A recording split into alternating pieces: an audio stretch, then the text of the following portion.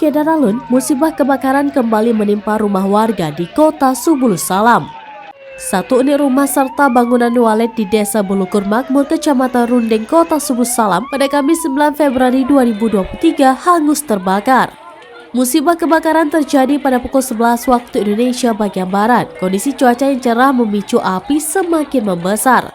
Badan Penanggulangan Bencana Daerah atau BPBD Kota Subulus Salam mengerahkan 5 unit armada pemadam kebakaran dan 42 personel untuk menjinakkan kobaran api. Proses pemadaman membutuhkan waktu sekitar 90 menit. Informasi yang dihimpun seraminus.com, bangunan rumah dan sarang walet adalah milik M. Nazir Kombi.